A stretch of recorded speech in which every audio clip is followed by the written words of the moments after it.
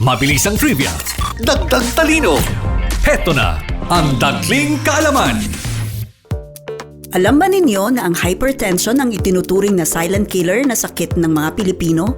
Kaya naman mas lalong pinaigting ngayong holiday season ang kampanya ng DOH kontra rito.